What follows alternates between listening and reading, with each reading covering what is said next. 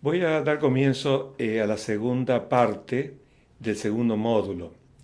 Me voy a referir a las normas del Código Penal argentino.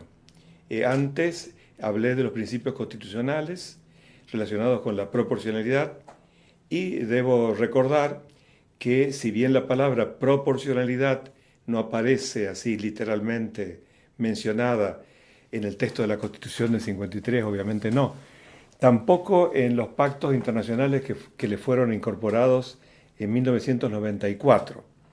Sin embargo, en uno de ellos habla de la racionalidad de la pena, que equivale a la idea de proporcionalidad que yo estoy mencionando. Porque siempre recuerdo que la idea es establecer una relación justa, racional, entre el hecho protagonizado por un sujeto y el castigo que la ley le asigna. Entonces, voy a hablar de algunas normas del Código Penal argentino en forma breve y quiero hacer una mención que me parece importante recordar, que este código que tenemos vigente todavía con cantidad enorme de reformas, data de 1921.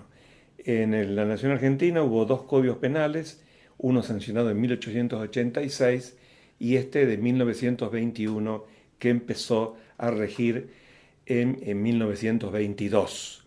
El Código Penal vigente traza una política criminal, por lo menos en sus líneas fundamentales.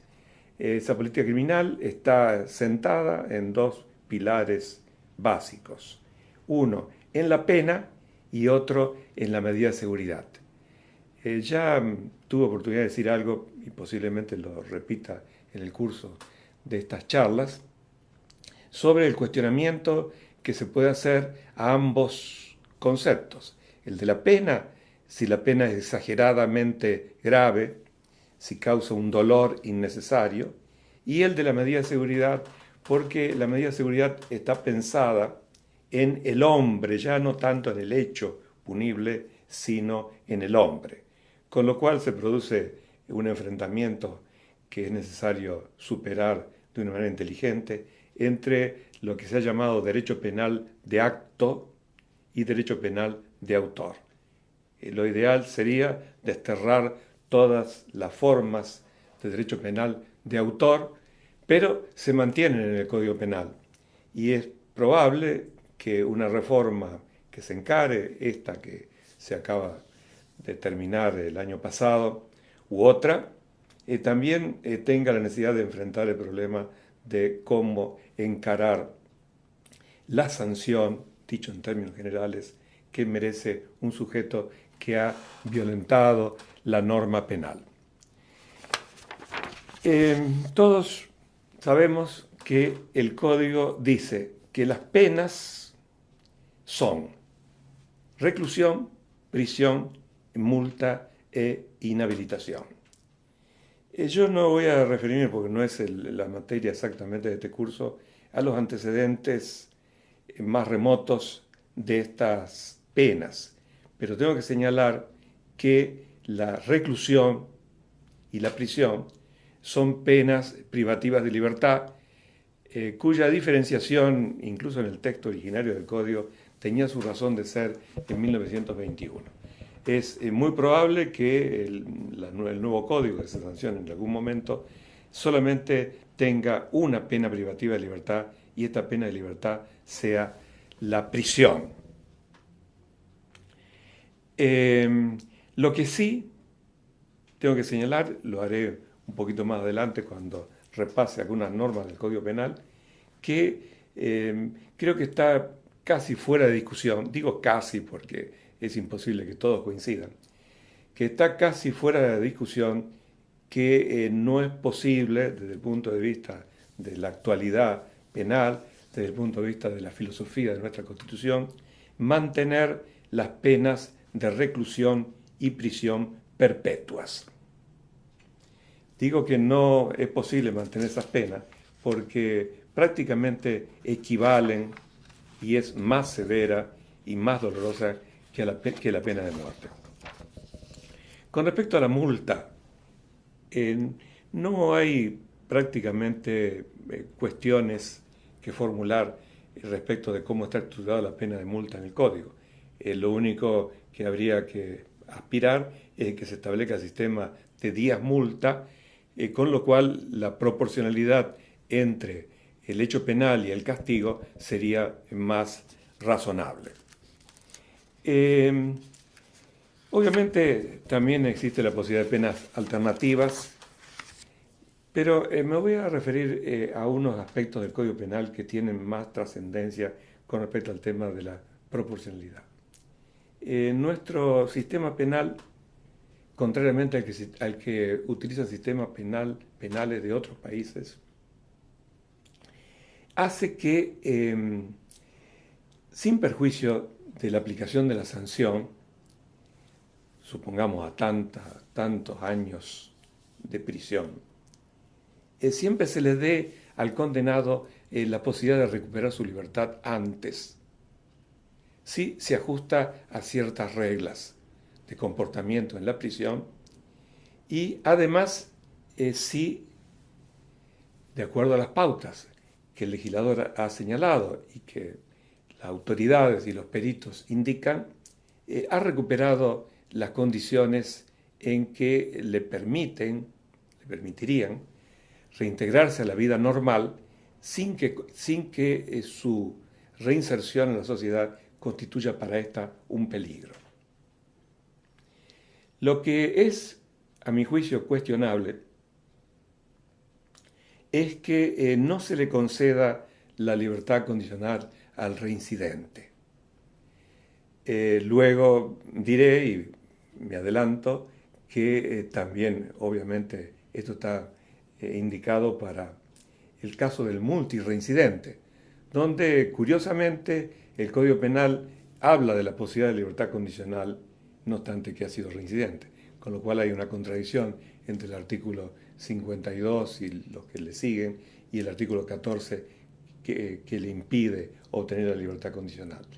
Esto tiene vinculación con el tema de la proporcionalidad, porque cuando un hombre es sometido a una pena de encierro de determinada duración, esa pena de encierro deja de tener proporción con el injusto cometido. En fin, es un tema de orden legal, obviamente, lo dice la ley. La posibilidad de la reforma siempre está pendiente y es posible que se dé, pero además es un tema filosófico. O sea, ¿qué se hace o qué hace la sociedad, sus autoridades, sus jueces, sus legisladores, sus conciudadanos, qué hacen con respecto a un individuo que ha cometido varios delitos y ha sido declarado reincidente o, en su caso, multireincidente? Tengo que señalar también, en este análisis breve y rápido que hago del Código Penal, la condenación condicional. Si ustedes, quienes asisten a estas clases o ven este video, repasan el texto del artículo 13 que recién mencioné y repasan el texto del artículo 26 que se refiere a la condenación condicional, verán que así como se permite la libertad condicional, lo cual es una muestra de generosidad de la legislación argentina respecto a los individuos que han delinquido, también la libertad condicional es una muestra de generosidad de la legislación argentina, porque permite la ley que un individuo que ha cometido un delito de no mucha gravedad no sea encerrado. Lo que ocurre es que tanto aquel artículo como este, como otros que le siguen, siempre están rondando en la idea de que una cosa es el hecho cometido, el injusto cometido, que sería el factor más importante a tener en cuenta, y otra cosa es la personalidad del sujeto. O sea, estos artículos le permiten al juez ser, digamos así, arbitrarios, porque están midiendo de alguna manera la personalidad del sujeto. Y sobre todo es una muestra de derecho penal de autor, que hoy tendría que ser cerrado, el hablar de personalidad moral.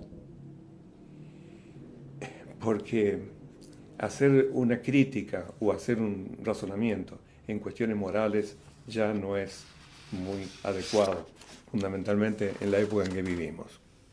Entonces, también aparece la misma tensión entre el hecho, propiamente dicho, y el autor en el artículo 34 cuando se refiere a la impunidad del individuo que no haya podido en el momento del hecho, por insuficiencia de sus facultades, por alteraciones morbosas de las mismas, su estado de inconsciencia, comprender la criminalidad del acto o dirigir sus acciones.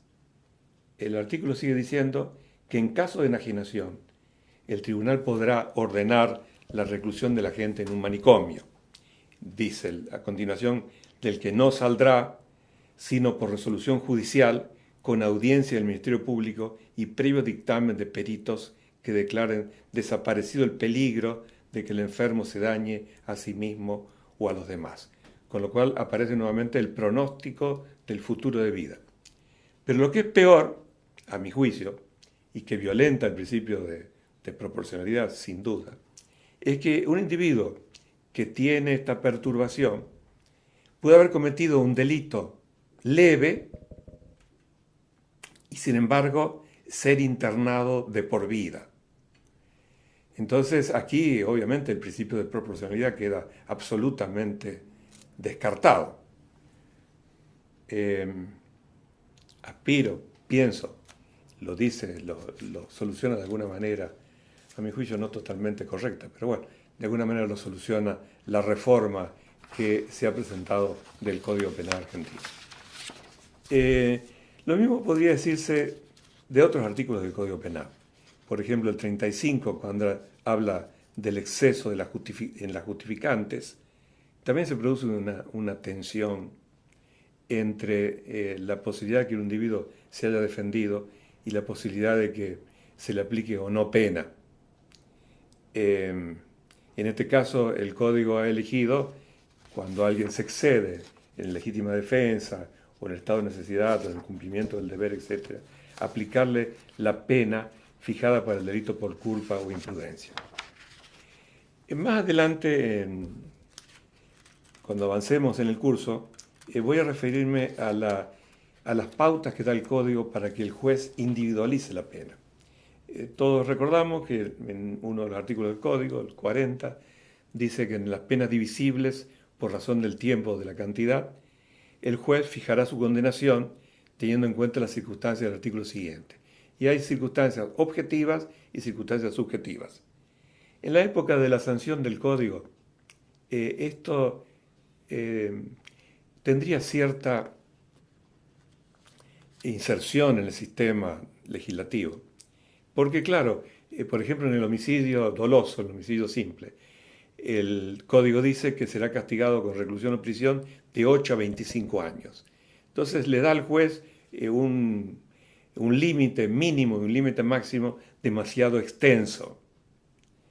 Bueno, eso obviamente puede dar lugar a la afectación del principio de proporcionalidad.